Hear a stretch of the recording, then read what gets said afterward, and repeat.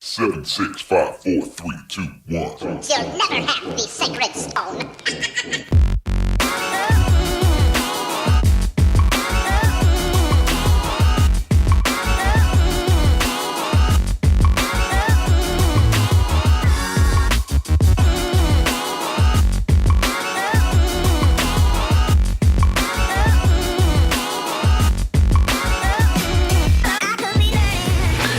Welcome into the next edition of the Vegas Squares podcast. We are sitting here in the studio number A, which is not a number, so forget I said anything.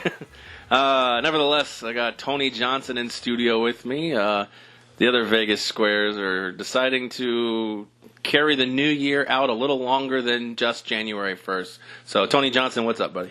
Not too much. I think we're both just getting back from some travel, watching some college football games. So it's true. Where'd you go?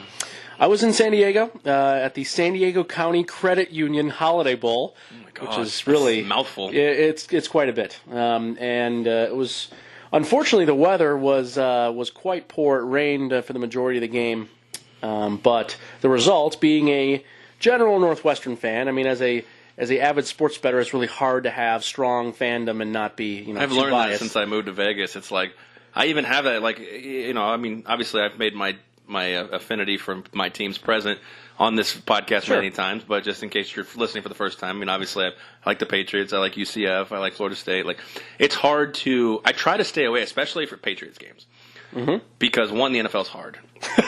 That's so true. And two, I already have enough vested interest, but you're sitting there going, okay, well now I have, now I have the Colts plus 7.5 and New England scores, and now they're up by 10, and I'm like, yeah, shit. Yeah. Oh, God, get back in this. Kick a field. It's like you're rooting for your team to slip. It's a weird one. It's too awkward. I agree. I don't like to do it either. But, did you have a little action on Northwestern? I did. I did not. I unfortunately did not bet anything on the money line, which was recommended to me by a friend as well from the area who really liked Northwestern in the game. I did have him at +7, which was good. It was a scary thing because because it got out of hand early. Early on, Utah was by far the better team, and Northwestern was not handling the elements very well. They were dropping a lot of passes. They blew some coverages early, and it just didn't look very good. And surprisingly, Huntley did not play, the quarterback for Utah, who was very much expected to play in that game. He was a late scratch, so it was really strange to see a lot of backups for Utah really dominating. And then was that an injury, or was it a preparation? They are saying that it was a decision based on the injury. He's just a junior, and I don't know what he's doing college-wise. But Willingham said he wasn't exactly ready to play yet, or wasn't fully healthy. So, and Utah looked good, like you said. Like that Shelley guy, I watched the game a little bit before I went to bed. I didn't quite make it to New Year's on our coast. Sure. I made it to New Year's on the East Coast. But I was in bed because UCF had an early game, and I then had to drive back immediately. But the Shelley guy for Utah, it was hard to say. There were passes and plays where he looked phenomenal, and there were passes and plays. I don't know what his class is, but there were passes and plays where he looked like you're not a quarterback. I know. It was really. I agree. I 100% agree with that. It was very strange. Early on, I thought this game could be a total blowout. Yeah. It's like, wow. I don't think it's Northwestern not showing. It's just like Utah looks really good, and they're handling things so well. And then it's like the clock turned at halftime. It was a pure halftime sort of deal, and then 28-0 in the second half. I mean, I was sitting in a general Northwestern section. It was roped off pretty well, half the field. A huge turnout, too, which was awesome to see. And even for Northwestern, wow. It was a bigger turnout for Northwestern than Utah, slightly. I mean, and we'll talk about the UCF LSU comparison, but I thought it was slightly favored Northwestern despite the length of travel. I think the disposable income factor for a lot of Northwestern fans did help in the scenario. Yeah, I do think that was kind of probably a helpful thing, but. Yeah, even before the game, I was only there an hour beforehand, but I mean the parking lot was filled to the brim, and it's raining, still. So I was impressed with that. Fun game, good atmosphere. It was. I haven't been to a game in a long time, a live game. It was kind of nice to. Any live game, or you just are a Northwestern game? Any live game. I haven't been in one. I was at a UNLV game last year, but nothing so far this year. But it was fun to see, and I would say that Utah definitely shot themselves in the foot almost as much as Northwestern sort of won the game, outright. All the turnovers by Utah. Yeah, the turnovers created the short. Yeah, they really did. Yeah, it was. They really just kind of blew up for an unknown reason at this point. But Two words: Fighting Fitzgerald. The Fighting Fitzgerald, and then thankfully, the Fighting Fitzgerald himself looks like he is going to be staying at Northwestern, which was the what put at least me on pins and needles for a little while. And that's always the kind of question, because he is like Mr. Northwestern, right? And yes, he, I don't. You would know it better than I do, but I would go out on a limb and say they overachieved this year. For sure, they've overachieved probably the last 3 years. Yeah. I think. So I don't know. To me, it seems like I'm not discrediting Pat Fitzgerald as a candidate for larger head coaching jobs, but it feels like he's like the Bill Snyder of Northwestern. That's where he fits. They love him. I can't imagine him ever really being hated by the fans, or they want to see him go, because you really don't have an expectation out of the Wildcat program. So, I mean, no disrespect. If Fitzgerald wants to go somewhere and somebody wants him, then by all means, you live your life. 100%, yep. But it just seems to me to fit the mold of a Bill Snyder, and who could be there, because is he in his early 40s or so? Something like that, yeah. He played at Northwestern in the early 90s. Right? He was a great player there, too. Yeah. He also still looks like he could suit up. Definitely, yeah. But, yeah, to me, I mean, like I said, I'm not telling him how to live his life. It just seems like you have a very nice cookie-cutter cutout life right now. I wouldn't even try to see if the grass is greener on the other side. Sure. And they also just built some brand new facilities, both outdoor and indoor. And the indoor one looks right over Lake Michigan. It is beautiful. I don't know if you've seen it, but I have not. But I'm sure he's a big part of that. Absolutely, yeah. So I think he wanted to see that all the way through at least, and it turned out really well. And I think the second thing that hasn't been talked about a lot, and people bring up that they've won a lot of close games over the last 2 or 3 years, and they certainly have. And I think there's definitely some fortune there. There is some luck to be on the right side of a lot of overtime wins. But also his coaching style and the way that he has decided to take a lot of risk. He studied the analytics fully and goes for it on fourth down more than any other team besides the triple option teams like Army and Navy and things like that. But all the Power 5 teams, he goes for it on fourth down about twice as much as anybody else. So I think that we'll see some changes as other coaches see the success of this. I think he's also a step ahead of a lot of other really good coaches in in-game coaching. They just don't make mistakes really in-game, and so it's a testament to just dotting the I's and crossing the T's kind of thing, and just doing it the right way in that sense. And but yeah, certainly an overachieving program, and it's always going to be that way. Just as the Pac-10 seems to get better coaching-wise as the years progress, it's so good. The Big Ten, or did I say Pac-10? Sorry. Pac-10. Oh yeah, no, yeah, definitely not that. Definitely not that. No, yeah. As the Big Ten just seems to get better, I think it's going to be an uphill climb consistently for Pat. So we'll see. I think your point that the grass might be greener, he might want to take a chance somewhere else down the line. Might seem greener. Sure. I will not be shocked. I know he said he's kind of a lifer.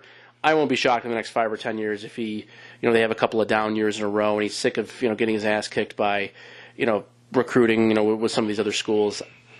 I would guess that he might take a chance somewhere else. But if he has a few down years, I don't think he'll be a candidate at that point. Possibly. That's true. So, we'll see. That being said, they put on a good show. Once again, this is the Vegas Squares podcast. You are listening to us here. Our Thursday podcast, we are on 4 times a week, Thursday, Saturday, Sunday, and Monday. You can catch us. We're going to have a special Saturday morning NFL podcast because we have NFL games on Saturday and no college games. So that's the first time in, 15 weeks or so? FCS championship if we're not counting that, but yes. We can count it. Okay. If you want to break it down, we can, but it's available to bet. So sure is. I actually saw a bet on William Hill. This was pre-playoffs for FCS and pre-conference championships, I believe, that it was will Alabama and North Dakota State win their respective titles, Fun. And it was minus money. Wow. And I believe, that's great. Who does North Dakota State play? Eastern Washington. Okay. Is there any chance they got a chance? I don't think so. Not really? Nope. So, all right. Well, let me thank the sponsors real quick since we're a few minutes into the podcast. We got VGK Pop Sockets. We have ChaiPoker.com. We have Eric on the Web Productions. And, of course, we have our title sponsor, 12 Ounce Sports Radio, who puts us on, and you're listening to it here if you are listening on 12 Ounce Sports Radio. You can also catch our podcasts on VegasSquares.com anytime you'd like. You just head on over to VegasSquares.com, click the podcast tab. We have our podcast, we have our picks and chatter, and we have our snippets, which we haven't done a snippet in a while. So we might have to break out some snippets, especially with the Australian Open coming up. And if Token was here, we could start with the PGA Tour getting underway today. So Is it getting underway? Mm-hmm. I know. What's the event? Century. That used to be the Mercedes tournament, so it's all the previous winners of the last season. Okay. I always thought the Hawaii one was the opener. There's two in Hawaii. This is in Maui. The other one is on the main island, the Sony Open. The Sony is what I was thinking of, yeah. Yeah, they're back-to-back in Hawaii. So, all right, well, let's we've had every single bowl go through except for obviously the big one, the national championship game between Alabama and Clemson. So I kind of want to throw some things at you to basically, first thing is, what bowl surprised you? I mean, not... whether from a betting standpoint or from a playing standpoint, where you were like, this is what's going to happen, and the whole thing just flipped the script. Ooh, that's a great question. So, biggest surprise for me, I think we'd probably have to go back a little bit, to be honest with you, is I was actually just thinking about this game. Hold on, let me find it here. Yeah. So, to me, I expected the Houston Army game, which was the Armed Forces Bowl, the one that Army blew up and scored 70 points. 70 points. Yeah. I expected. Now again, in at least I didn't bet it, so that's thankful. But I had. I would have been on Houston too. Yeah, early on, when Houston, especially, they opened up as a 2 or 3 point favorite. That seemed to be the best spot right there. I know we kind of knew that Ed Oliver, the great defensive tackle, wasn't going to play for Houston, but that was already baked into the line, and I didn't think that mattered as much. It's just this big time offense that was going to be able to put up a lot of points, and them having already played another triple option team and been pretty successful in that game. I know certainly a much weaker team than Army, with Navy, but still, I just that one I think. Being so lopsided and incredibly one-sided. 42-7 at the first half. It was unbelievable. It really was. And I think that game, as unbelievably as it is, actually lost the job for Applewhite. for Major Applewhite, which is unbelievable. We talk about how bowl games, are really, shouldn't matter as much, especially in the lower bowl games. I really think that loss kind of propelled them more, and they probably talked to Holgorsen, and they realized that his interest was really, was actually there. And my guess is that actual game propelled. I think if they beat Army, or if it's a general close game, that Major Applewhite is still the coach at Houston, which is unbelievable in its own right. So that I think would be the biggest surprise to me. Army having, probably the best team I've seen out of the military academies, at least in my lifetime, was just a thing of beauty this year, and I don't think they're talked about enough how good that team was and how close they were to beating Oklahoma, and just what an institution it is. It's just really unbelievable what Monken has been able to do there. So that's to me the biggest surprise. I did expect Notre Dame to be a little bit closer in that game against Clemson, but even though you took the points, I did lay the points, but it was a small wager. It wasn't something I was really confident in. I just didn't see a total whitewashing the way it was. Yeah, it was from start to finish. Yeah, it was like Notre Dame never had a chance. Yeah, that to me was a surprise. They were literally done. Yeah, you're absolutely right. That was we kept saying, we're waiting for Trevor Lawrence to have this moment, and kid just keeps ticking. Doesn't stop. Yep. Yeah. He's going to face Alabama, Monday, which, it feels like it's Alabama and everyone else, but I don't know. I like Clemson. I really do. I'm throwing a lot of eggs in Trevor Lawrence's basket, but I feel like the kid's been able to do everything that's asked of him and more. And, he talked about, the questionable decision with Kelly Bryant. And now it looks like it was almost a no-brainer. Yeah. For me, I wouldn't. The surprise to me was just January 1st in general. All 5 games. Starting with Iowa and Mississippi State. I mean, not that Iowa was a slouch, but a lot of people just expected SEC to run in there with Nick Fitzgerald, and Iowa Iowa played solid defense, walked in there and beat them. And, I mean, that's not something – I mean, I picked them to win, but it's not something like – I felt like even though the score was close, I watched that game in the morning, they controlled that game to me. And then it just continued on with Kentucky beating Penn State. I mean, I think was it you and I who talked about it, or me and Token or something? One of you guys gave Penn State, or one of you guys gave Kentucky no shot. I think it might have been Token based on the look on your face. Yeah, I had Penn State only as a slight chance in our pool. Yeah, it was one of those games I was uncomfortable with, but I just I felt that it being a 6-point favorite, or whatever it was, that it was just enough to warrant a pick. But no, I think it was. Yeah, Token did, I believe, like the other side a lot. Yeah. Immensely. So. And then obviously the LSU-UCF game, which I was at, which was a great atmosphere. I've never experienced. Last year I went to the Peach Bowl. They played Auburn. You're talking about crowd sizing. Auburn had sparse crowds. LSU had not as sparse, but they had one. You could tell where they sold their alumni tickets, and then everything else was just scatterbrained. They did show that section a couple times on TV. That's why I asked you, because it looked like there were more. They did a good job on TV to make it look like they it was more than they had a 2-section radius that was full, and then everything else was very spotty. And to be fair, the lower bowl for UCF was full, and the upper deck was spotty. But I was shocked. I was shocked based on both teams on how many. I mean, coming out all the way to Phoenix, Arizona, and putting that together was obviously impressive. I mean, Atlanta a little different. Phoenix, I was more impressed. We're seeing that with the national championship now. Well, yeah, we're gonna get into that. It's kind of funny how it all works. But I mean, with the game itself, there were a couple plays for both teams that turned momentum the other direction.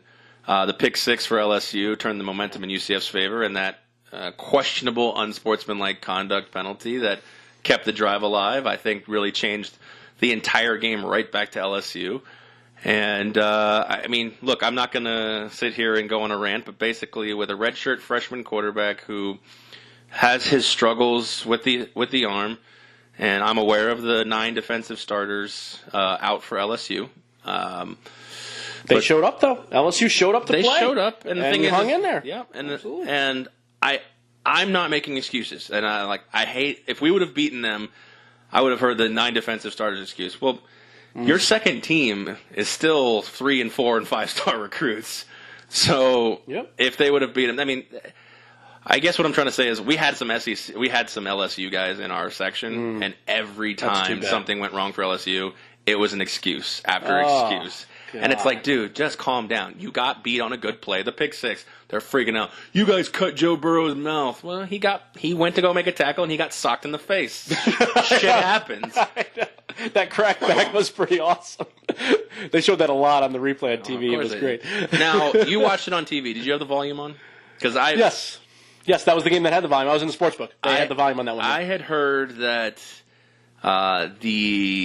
the coverage was very much shitting all over UCF a lot of the games. For the most part, it was you would call it a ball washing kind of mentality is what it was. That's really sad. It really is. It is sad. I agree. And both sides, actually, I look on Twitter. Even LSU fans are like, "Hey guys, we get it. You don't need to push the agenda. A lot of LSU fans were really, at least on Twitter, saying, it was a classless broadcast by. And the thing is, really that harsh? Wow. Well, and obviously the UCF people took it a step further, but sure. I mean, even when you have fans of the other team going, "All right, enough already," you know? And that's not what I expect out of Steve Levy. Brian Greasy, I get it. He's a college football guy. He's got that one-track mind. But Steve Levy, I always thought of Steve Levy as a pretty consummate professional. And according to a lot of people, he and Greasy just drove it home with the ball washing of the SEC. It was a ball washing broadcast. I wasn't as specific because it was not the only game I was watching. Right, so of course. I do remember it being more pro-sided LSU, and just in general, the teams they've played, and they did talk up that a lot. I didn't feel like it was as bad as maybe let on, but again, I didn't pay as much attention. And again, I didn't watch. Yeah, obviously you were there. Yeah, I would have loved to have recorded. Now that I think about it, but it's too bad. It really is too bad, this agenda. And I know you call me a ball washer from here and there. I just give you shit. I know you do. That's fine. And that's fine. And that's great. I don't mind it because we have a good time. We joke around. But it's becoming, to me, I've always been on the side of, scheduling matters and things like this, and I try to make an objective look. I don't disagree with that. But taking an objective look. That's all you got to do. Take an objective look. And I'll say, with the exception of the 2-for-1, which is a raw-ass deal with Florida, UCF has made many attempts to schedule. Right. Exactly. That's all you can do is try. And I'll be the first to say, guys, the Ohio States, the Alabamas, anybody who's the P5, I get why you're not doing it. It doesn't benefit you. And if you lose, it's a huge problem. Of course. So I understand why you don't do it, but maybe have a conversation with your fans and your media to say, hey, look, this is a great team. We don't want them to come in our house and beat us. So we're not going to schedule them. It's just, this is enough of this, as you said, this ball washing type of stuff. Maybe 20 years ago, these teams couldn't really compete with some of the Power 5 teams. But this is not how it is anymore. I mean, the resources available for an American Athletic Conference, I looked at the cut. UCF gets $2.5 million shared revenue. Really? Every SEC team gets 40 plus. Wow, I didn't realize it was that big of a difference. It is that big. Well, UCF's about to, or not UCF, but the AAC is about to sign a new deal, so that number will go up. Okay. But we're talking about Vanderbilt. Right. Is a minimum of $40 million. Wow. And then the other teams who actually are successful get more based on contract rights or negotiated deals or actually being the team that won that bowl game. Like, I think Alabama and Clemson, whoever the winner is, stands to get like $20 million additional for their specific program, not for just the revenue sharing, and the loser gets like $8 million. So I mean, it's not a bad paycheck just to get No, that. Definitely not. So, anyways, all right, rant over. But yeah, I had heard a few things that they're basically, from the time they flicked the mics on, they just had a one-track agenda, which would have been kind of fun to see UCF win and then kind of shut them up. But I mean, the thing is even if UCF won, I mean, they're not getting put in the playoff this year, so it effectively is a bowl game. But they certainly belong in the game. No one can argue that at this juncture. You would think. And the thing is the question would be, obviously the greatness would be, the great what if is, if Milton and the starters for the LSU defense played, what do we have? I mean, if all of them gave a shit, because I'll tell you what, would have been awesome. We saw a team that allegedly didn't give a shit in Georgia until about the fourth quarter, and it seems that this narrative plays the same. When a team like LSU beats UCF, they were motivated, they played hard, blah blah blah. But when UCF beats Auburn or Texas beats Georgia, they're not motivated. Well, which is it? Well, you're allowed to be not motivated when you lose, but then when you win, you put together a fantastic. You can't have this two-way narrative. No, an excuse shouldn't be made. It's just objectively watching the game. I think it should be noted because it was, to me, very obvious having watched Georgia play 8 or 9 times. I do this agree. Year. I mean that they were not. That was not the same Georgia team at all. Not really all that close. I felt like Fromm played, but I felt like he had a lot of his teammates weren't. Yeah, you're right. But Fromm wasn't on point though. He was missing open receiver. He doesn't do that in the regular season. He missed a lot of guys open over the middle that he normally wouldn't miss. He's been a very accurate quarterback. I feel like not. Yeah, I mean, I don't know. I understand the point of not being motivated, but you don't get. I just don't feel like you get that excuse. No, it shouldn't be an excuse. Texas it's just the reality. Yeah, and that it should be. You decided not to show up. You got that's smacked in the fucking mouth. Of course, I agree. I'm not saying you don't. I'm just saying I'm just tired of this. Auburn wasn't motivated. So make an excuse, right? One guy even came out and said, "Well, they didn't even play Kerryon Johnson," and I'm like, "Wait a second, they totally did." So I looked up the stats, and I had to be an asshole on Twitter, and I posted the stat line, circled Kerryon Johnson, and then put a big black L on the picture. Like, here's your L, bro. Because it's like, dude, don't start spewing shit if you didn't even do your research. The Texas Texas is back? Question mark.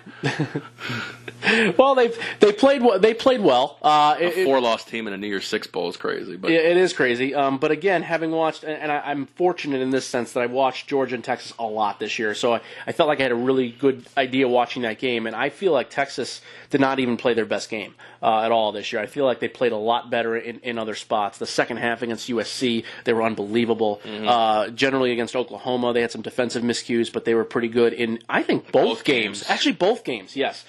So I'm not Iowa State. They were really dominant on defense too. So I just didn't think they played great football. It was more Georgia just sort of not having a great game, whether they didn't show up, or whatever you want to say it. They just weren't themselves. But again, you still have to play, and Texas still took it to them. Yeah, that goes back to you play who's on your schedule. That's right. Texas got Georgia, whether they were motivated or not. Who cares? They still win the Georgia, game. Yeah. Absolutely. So they're back in the sense that we see a defense that is very opportunistic, that is clearly, in my opinion, the best defense in the Big 12 right now, and that is saying something with Gary Patterson still there doing his thing in TCU. So I think things look good going forward. It's nice to see Tom Herman taking some risk, going for it on fourth down a lot more often with a good running game. Things like that needed to happen. And he's a really, really, really smart guy, too, which I think helps. He may not be the best X's and O's, or he may not be the best recruiter overall, but I think his intelligence and being able to put together a really good game plan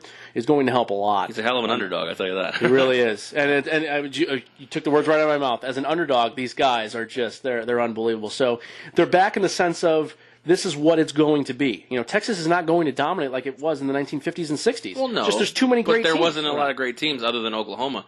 But what I'm saying is that, we got Kyler Murray. If he makes a decision to go play baseball, which it seems more and more every day that that's going to be the case, he's gone. Mm-hmm. You have Will Greer's gone. Ellinger, I believe, will be a junior next year. Yes. Without something right there directly in their way, I feel like they might be the favorites next year in the Big 12. Possible. Oklahoma's still going to be really, really good, but it's possible. I'm not saying they're not. Obviously that game, every year you're going to have challenges. But I'm saying, with an unknown at quarterback, because I couldn't tell you their quarterback, who Oklahoma's quarterback is.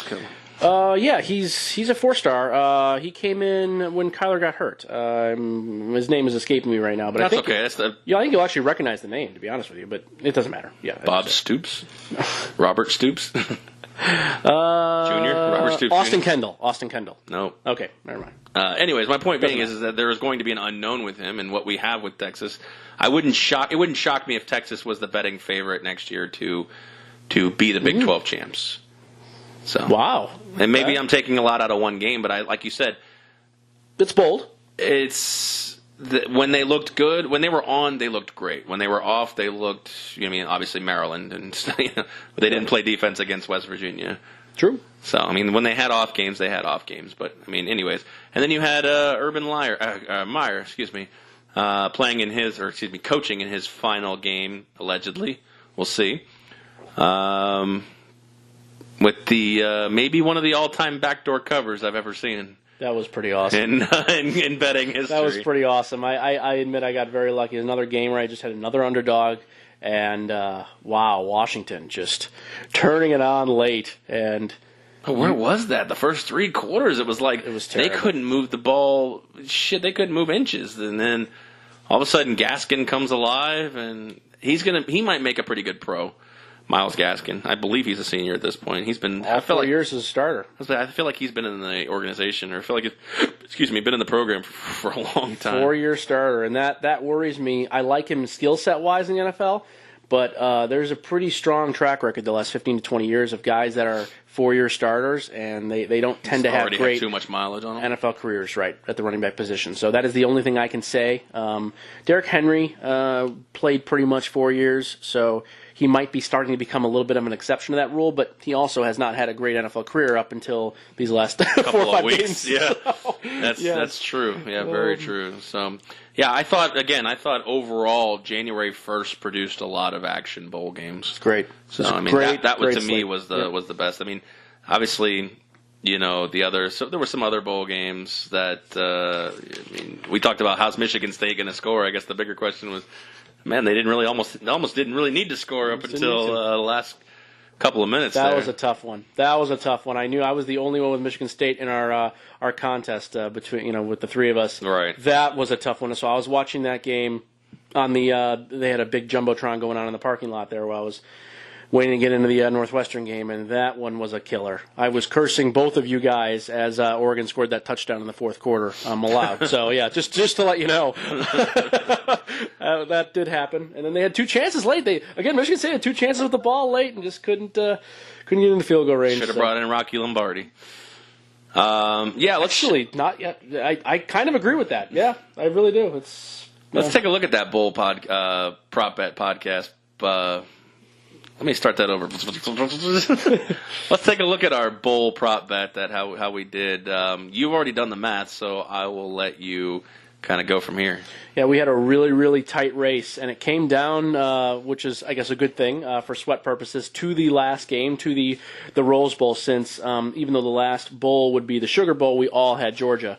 So it didn't actually matter for the standings, but it did come down to the Rose Bowl. And so in that game, and I'll go back to the numbers here, you, Aaron, did have you had Washington in that game, and then Token and I both had Ohio State. And at that juncture, it was really, really close. So going into that game, you had a lead. You were at 12 wins overall. And I had 11, and Token had 10. So Token was technically eliminated, but I still had a chance to tie, and just had to hung on there late. So we ended up with a tie as Ohio State recovered that onside kick. It was you and I both with 12 wins, and Token with 11. So I'm hoping that we forced Token to pay each of us half of the $50. What do we bet on that? $50? We bet 50, yeah, each. So we each get 25 from Token. I feel like Token should have to pay out 25 to each, yeah. He didn't win. He has to pay the winner, which is both of us. Yeah, I know we hadn't really discussed what would happen with a tie, but I feel, that's again, it doesn't much matter to me. I just enjoy the competition of it. But it was a lot of fun. It was a good contest, and we saw a lot of. It was interesting. I think I didn't expect as many of these. We went on some strong limbs here with upset picks, and they really mattered. It was quite an unbelievable deal. I mean, you had Kentucky, which ended up being a 6-point underdog per se. We both had Iowa. And I ended up betting on Iowa, which is sort of weird. It was one of those things. I did too, yeah. So you both had Iowa, which was a 7-point dog, and they came through very nicely. So you had Northwestern. I did have Northwestern along with. Actually, I had Northwestern as well. Yeah. Both of us had Northwestern. That was the one that I was rooting for. You remember, as we were picking, I was hoping that I'd be the only one. Northwestern. Yeah, right. No. Token had taken. I take Northwestern. And Token went Utah. Yeah, right. And so we were waiting for you, and you looked at me. I was like, I'm really rooting for you to take Utah because I want to be the only one to get points in this one. And you're like, oh no, I'm going to take Northwestern. I was like, okay, that's unfortunate. Well, but the first half, you would have been like, I wish I took Utah. Yeah, that's true. Yeah, it didn't look good. But Virginia, both of you had Virginia UVA was a over South Carolina. That was a very good pick. South Carolina had talent-wise, they should be in the game, but they had no business. They were never in that one. Never in it. Slow burn, never. Like a slow bleed too. Just every quarter, just touchdown. Dominant. What a dominant performance by Virginia. So again, that goes back to what you were saying. Well, it doesn't look like South Carolina showed up. Yeah, I don't care. Who cares? They got it taken to them in every facet of the game. Mm-hmm. That was unbelievable. Unbelievable performance by Virginia. So very impressive. Then I had the Wisconsin pick, which you guys were both on Miami, and I was uncomfortable in that game in general. But wow, I mean, you clearly had the right side. So, but I mean, 35-3 was the final when did Jack? I didn't watch that game. Did Cone go out or something? I know that Taylor had 205 yards, but for him to only have 73 yards passing in 10 attempts, no, he either had to go out or they just ran the football. They just ran it. Yeah, they ran the ball, and they also had the ball in short field a couple of times. Miami had some turnovers, so the yards are just going to be lower because they had, I don't know where their average starting position was, but in the first half, they showed the stat, like going into the second half, it was like the 40-yard line or something like that, or 38 or what. They just had really good field positions. So, yeah. How about the Cheez-It Bowl, 9 interceptions, 10-7. I watched that game. That was just the end. Yeah. An epitome of atrociousness, followed by one team just getting bailed out. That's the textbook argument for limiting the amount of bowls that we have. Is that. Yeah, but you had other bowls like in the beginning, like a Fresno State, Arizona State was a good bowl. I understand. There weren't bad bowls. That game was a bad bowl. It was very bad. It was unfortunate. Which team were you most disappointed in? I know that's a hard question, but you could say South Carolina. I would think I have an idea of who you may say, but what team do you feel like you were just up and down the board most disappointed in them showing up or not showing up? Yeah, it's probably Houston again comes to mind, and we talked about them earlier. I would say Georgia would be a really good thing for me. That was a really sad performance. Yeah, I thought you were going to say San Diego State. Oh, yeah, that was an unfortunate one, too. Getting their doors blown into by Mr. Solich in the San Francisco Bowl. That's true, yeah. That was another kind of awkward one where it was. Yeah, the two oldest coaches, right? Yeah, I think it was, With Bill Snyder retiring. Yeah. That's a good one, too, because Rocky Long has never really had a game like that where they just get completely crushed on both sides of the ball. He's one of those, top-tier coaches and has been for, many years now. So, yeah, that's a great answer. That's a fantastic answer there. I think North Texas against Utah State, which I think was one of the first bowls, that was a big shocker as well, especially when we knew Seth Luttrell was coming back, and they had a really, really the best team he's had there, and to just really get handed it to you by a coaching staff that's not there either. Utah State was a patchwork deal there in that game, but just the talent-wise, that was unbelievable to see that Utah State really looked a lot better in all facets of the game. So Mason Fine getting hurt in the first quarter obviously was bad. So I'll give him that. That injury did have a big effect in the game. But, these teams, like South Carolina is a good one too. Like that's inexcusable to me. That's an inexcusable performance for South Carolina. If your team's going to be unmotivated or not wanting to play, just decline the invitation. Yeah. I know that a coach is never going to be, we don't feel like playing. But I'm just saying, and it reflects on the coaching staff. How do you show up and play like that? Nothing against Virginia. Virginia's a nice team, but that game should never be that way. Never. Right. That's ridiculous. Yeah, it's an embarrassment, and that's how coaches get fired. Gus Malzahn last year with the Auburn UCF game, he signed a brand new extension, and then all of a sudden after that game, he was on the hot seat. Yeah. Yeah, so he made sure they were motivated this fucking game. Holy shit. He did. Last time we recorded, we were watching that game, and I think they scored every time I took a breath. Yeah, and it's one of those that's one, unfortunately, unlike the South Carolina, you can't really fault Purdue. I think that was just Auburn crushing it. Yeah, like Purdue didn't, they couldn't do anything. That wasn't really their fault, per se. I think they did what they could. They just, it was one of those games couldn't do it. Stop them, yeah. So, all right, national title. We got Clemson and Alabama. This is what we expected when the freaking year started. Of course, we obviously expected Kelly Bryant to be the quarterback, but nevertheless, here we are, 1 versus 2. Alabama's a 6-point favorite right now. The total is 59.5 or 60, depending on where you see it. Initial thoughts, just betting wise. Like you talked about earlier. You had two Easterns, Bible Belt teams traveling to San Francisco, where it's going to be 30 degrees outside and just nasty. And what is that? How does that affect this game? And some empty seats too, from what I understand. Tickets are going for under $150. We're getting there. Sorry. Okay. Okay. My bad. Okay. Just my take on the game. Actually, you want to go to the game? It's on Monday. I'm off Mondays. Considered it. We'd have a place to stay because my mom lives out in the area. So it's a consideration. All we got to do is find some flights. I'm seeing here 6,000 tickets available as low as $137. I'd read that the people are getting in for under $150 now. So all right, let's talk about it because you're chomping at the bit to talk about it. But you have two teams like this, and obviously the bowl rotation can't.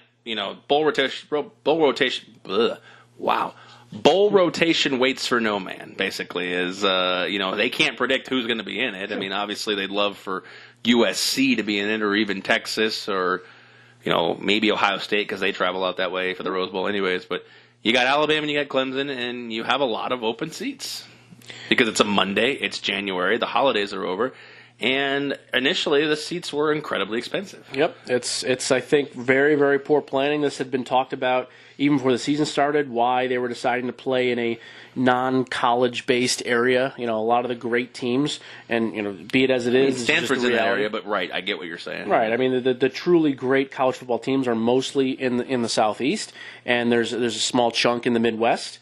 And a few in the South. I almost feel like Indianapolis is like the perfect place to play. Absolutely, I think you should choose somewhere in the Midwest or in the South. That's just where these teams are located. Or Dallas, yeah. Everybody can kind of centrally. Dallas, there you go. Yeah. Everybody on the East and on the West, and then the North has to make a decent travel. But like you said, the SEC is dominant and Clemson's dominant right now. But yeah, I mean to go into 49er Stadium in Santa Clara is not even really part of the bowl rotation because it's never a bowl. Except for, wasn't it a bowl one year, I think?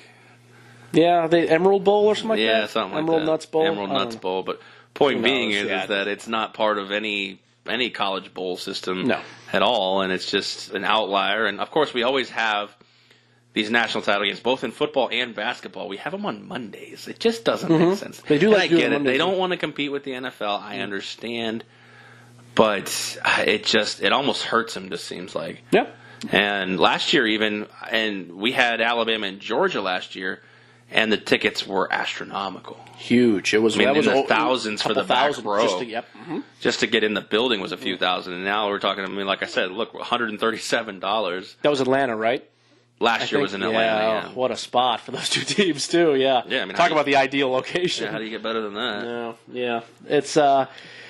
I feel the exact same way you do. I mean, there's nothing else that needs to be said. It's really unfortunate that the politics obviously kind of rule these things, and the fact the that money. Yeah, the money. I mean, it's that San Francisco or Santa Clara, whatever you want to call it, is just not it's not a spot for anybody. As you said, maybe it would have been okay if it was USC or Washington or whatever. Weather is just usually just subpar. Too, yeah. No, I 100% agreed. It's too bad that you have a lot of, and these are good, loyal fan bases. They may not be the biggest, compared to some of the NFL teams or whatever, but these are people that really truly, care about these teams, and they don't have a lot of NFL affiliation, especially in Alabama. This is their team, and to have to almost force them to pay thousands of dollars to be able to travel and stay just to watch their team play in the national championship, which is a special occasion. I know Alabama seems to keep doing it. It is still really it's a holiday ritual for those guys. Yeah, but it still should be viewed as a special occasion, and it's unfortunate that the people that drive the sport forward, that pay the tickets, every Saturday. Well, unfortunately, more and more driving the sport is the TV. And I don't know how is the Holiday Bowl. When did it stop being a Poinsettia Bowl?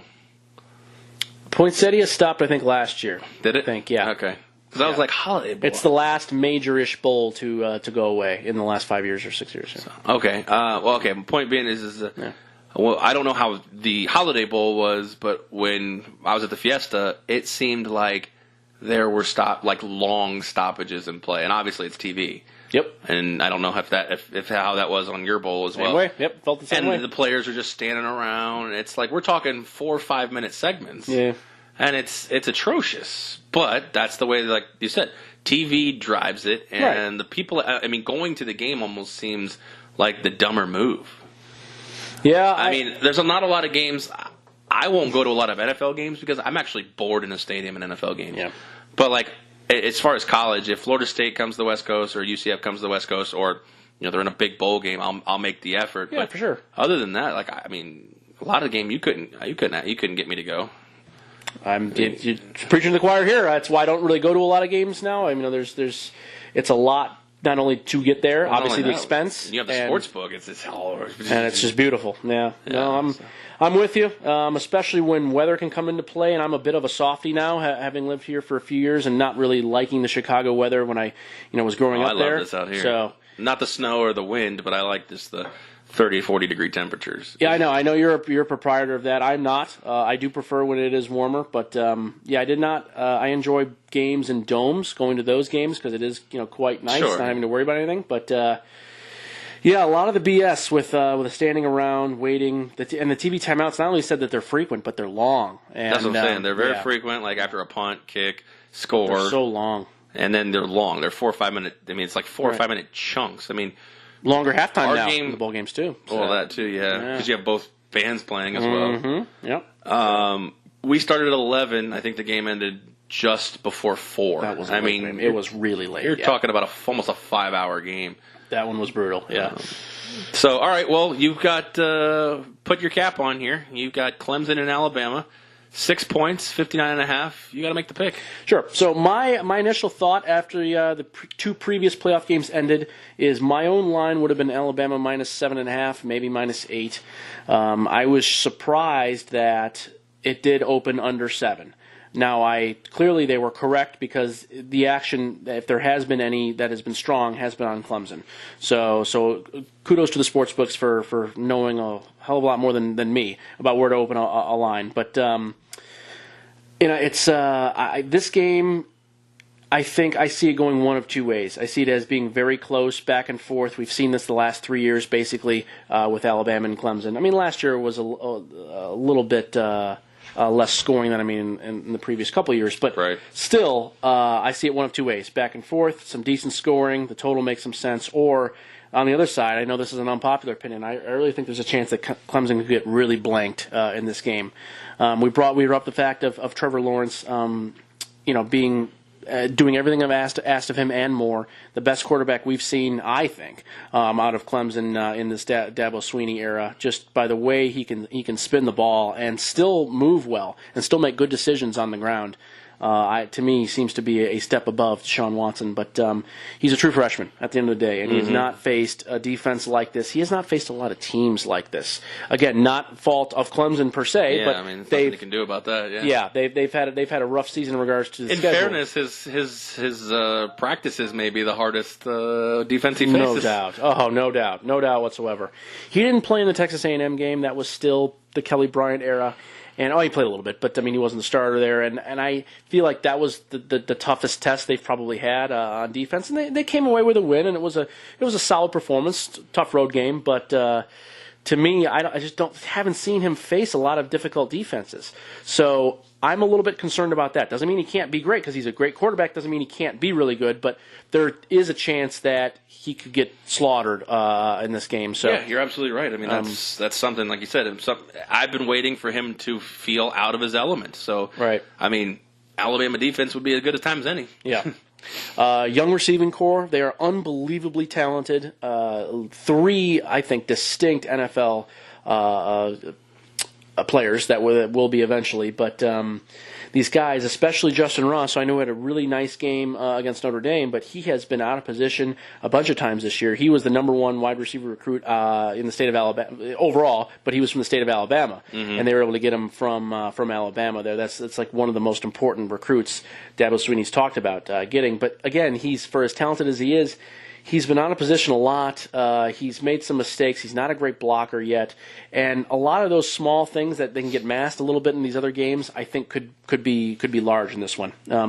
So we've talked about, well, not we, I mean, everyone has talked about how great Alabama's offense has been all year.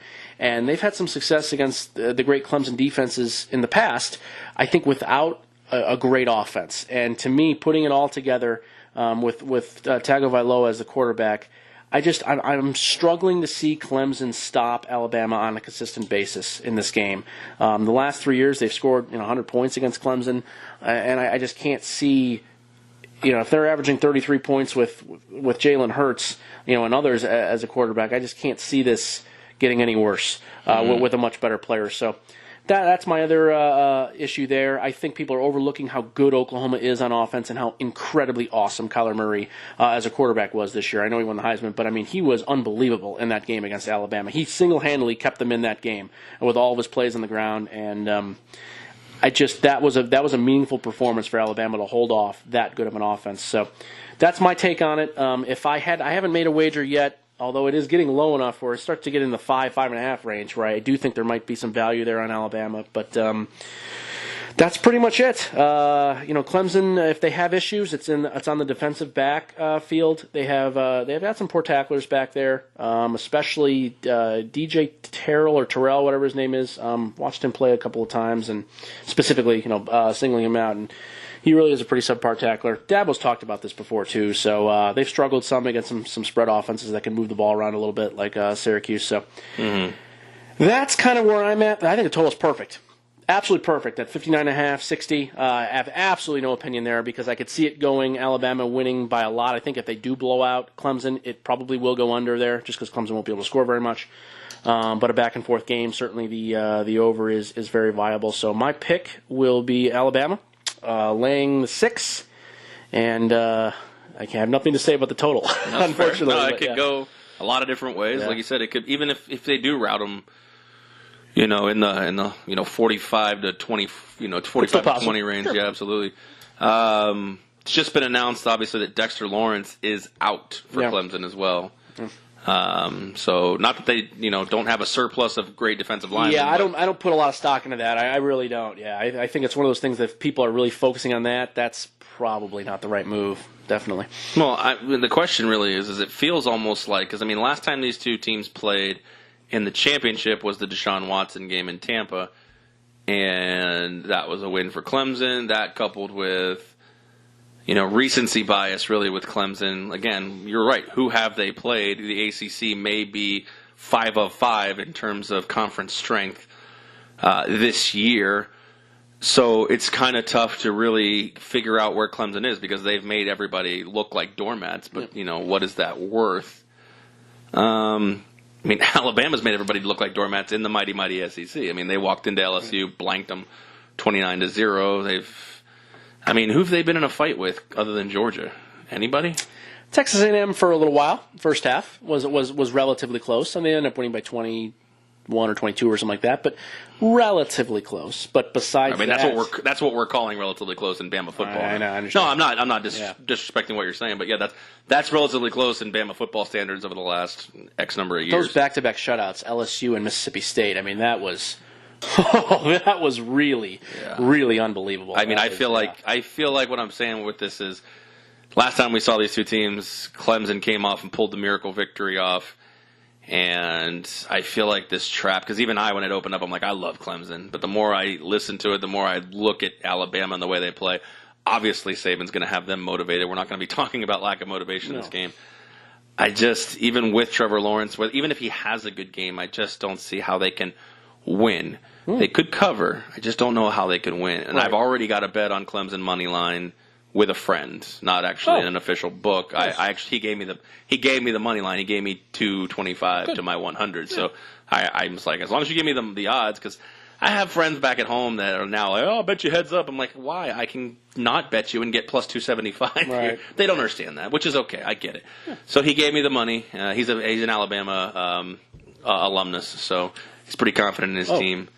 I was most impressed when he took Alabama minus 21 in the LSU game for $1,000. That was that guy at plus 500 or plus 400 or whatever it was. Yep. So bias or not, he nailed that one. Sure. Yes, he did. He nailed it. Anyways, so the more and more I look at this game, the more and more I feel like anything Clemson is a trap. So I feel like I'm with you. I don't know if I have the stones to lay basically a touchdown in this spot. Alabama's only about a 240 favorite. I feel like I might just lay that.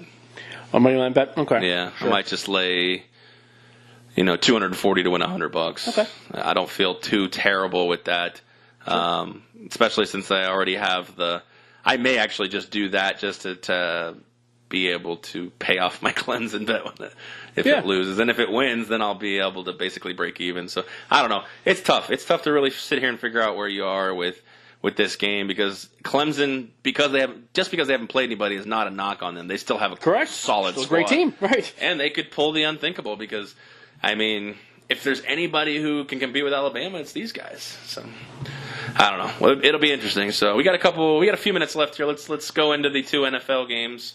Oh yeah. So we'll start Colts-Texans. Texans a slight favorites, even though the Colts, they were going to be a favorite, but the Colts beat them inside this house. And the Texans have not been very successful in their history in postseason football. But it's the Deshaun Watson era. We got a 48 total. How you feeling on this one? This is by far my least confident out of the 4 games. It's one of those that I will definitely not have a bet on the both spread or total. I do make a lot of prop bets, player prop bets, and the great thing about the playoffs is that many more of the sports books do open up player props for the playoffs. So it's not just the online books, and it's not just William Hill or a few others. But this is going to be really great to be able to compare the lines of different spots. So I'm super looking forward to that. Okay. So I guess that aside, I know we're talking about the game itself. This is one I have. Really no idea who's going to win because as you just nailed both teams. Houston does not have a good history here in the playoffs. I'm not a huge fan of that. And let it sink in. The Colts started 1-5 this year. Unbelievable. Yeah. No, it was a great rebound. I'm not terribly confident in either coach and game planning and such. I don't think that anybody has an advantage per se in that. Yeah, every time I want to give Frank Reich the edge, I remember when he went for it in the first Colts-Texans game. That's right. Yeah, that was boneheaded move instead of taking the tie. I remember that. Yeah, that was awful. So, right, things like that. It's just Indy has really come along nicely, and with both of their, I look at both the offensive and defensive line for Indy. That to me has been almost the biggest story. Besides, Andrew Luck is of course the number one story, but to me that's the biggest story is how great this offensive line has been. Many people are giving them almost enough credit to maybe be one of, if not the best O-line currently. Remember how bad they were the last few years. They got Andrew Luck killed. Yes, that's the reason why. So yeah. Exactly. That's basically it. So if I had to take anything here, I would just be on the under. I think this is going to be a little bit more back and forth and grind compared to some of the other games they've played, but no bet for me.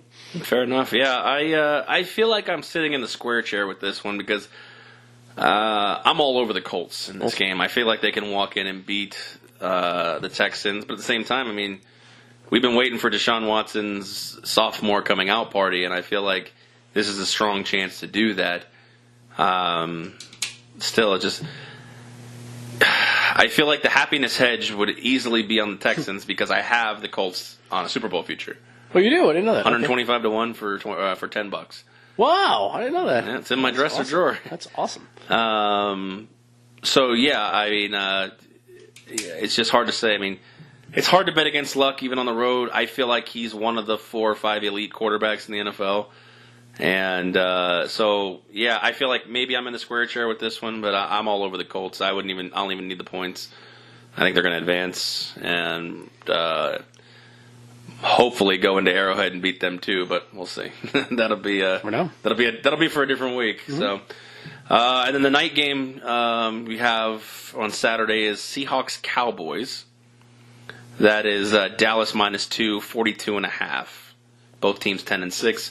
Cowboys obviously the NFC champs. I have a stronger opinion on this one. Another game I haven't necessarily bet yet, but I could definitely see taking the favorite here, Dallas. I know it's kind of hard to say based on their playoff history as well recently, but to me, we had talked about this a little bit off the air. I don't know if people are thinking about that previous game they played against Seattle in Week 3 when they really got crushed in that game on the road. But it was a game that Seattle lost their first 2 of the season, and I felt like they really needed it. I just don't think that's going to matter all that much in this game. And to me, Dallas just does everything pretty much better. You can make an argument that the quarterback position, certainly they're a step behind there, but I think running the ball, Seattle's very porous rush defense, which we've seen for the majority of this season, giving up almost 5 yards a carry. Just feels like what Dallas does well, they should be able to continue on in this game. And I think it'll be a close game, certainly, but I like Dallas's defense a lot, too. So that would be where I'm at. I would lay the 2 points here, but nothing spectacular. I think the total's perfect. Total's really good. I like this as another kind of grindy, low-scoring game. I know a lot of these totals in the low 40s make some sense, so I'm on Dallas. Dallas -2. Dallas -2. -2. All right, we got Sunday morning game. Chargers and Ravens. The Ravens are the 2.5-point favorites. 41.5 is the total. Love it. The game that I bet. Only bet I have so far. Love the Chargers here. Plus, I got +2.5, +105, which is kind of nice. I don't really, just like you, I don't really care about necessarily the points. Money line would be fine here. Much better team. I think they'll rebound nicely. The money line can't be too much more. 20 cents or so? Yeah, it was like 30, +130. So I don't care about the previous game 3 or 4 weeks ago. I think they will respond nicely. Much better game plan against Lamar Jackson. That's the big key. They faced Lamar Jackson already. Love this one. Chargers +2.5. All right, and the afternoon game, we have the Eagles and the Bears. Nick Foles getting the Eagles in the playoffs, which is pretty impressive. Way to go, Big Dick Nick. The line is 6 in favor of the home team. 41 is the total. This is obviously the biggest spread. Everything else has been 1s and 2s, but now we have a full touchdown at this point. Where do you see this one? It's like the Indy-Houston game. I don't really feel very great about it. If I had to do anything, I think Chicago's better on all sides. I'll lay the 6 on Chicago. Fair enough. All right. Well, those are Tony Johnson's picks. Obviously, Spike, myself, and Token have our playoff prop bet. I won the regular season, so that was $100 from each of those clowns to me. Unfortunately, I've already spent that money betting on the UCF game. I figured I was free rolling, so I took a stab. There you go. And the bet I made lost because I had UCF money line, but I also had a push on the 8 points. So, wasn't a bad bet. No. But nevertheless, Tony Johnson this week you have the who'd you have in the Colts game? I have the under 48. Under 48. He's got Dallas with given the 2 points. Chargers straight up, but he's taking the 2.5. And in the last game, you had Chicago -6. If I have to bet on it, though, yeah. Betting against Big Dick Nick. Dangerous grounds. So it is. I agree. No, it is kind of a scary game when you think about it. But that's true. Just the Bears. I mean, Philly. How are they going to score in this game? I'm trying to figure out. Philly special. Yeah, I don't know. Defense is too good. Bears defense is too good. That's true. All right. Well, unfortunately, that's all the time we have here. Hopefully, you enjoyed the podcast. Hopefully, you make some money off of Tony's picks. For Tony Johnson, I am Aaron. We appreciate you listening in. Let's thank the sponsors one more time. 12-Ounce Sports Radio, ChaiPoker.com, BGK Pop Sockets, and Eric on the Web Productions. One more time, Tony Johnson, I am Aaron. We are out. Catch you on the next one.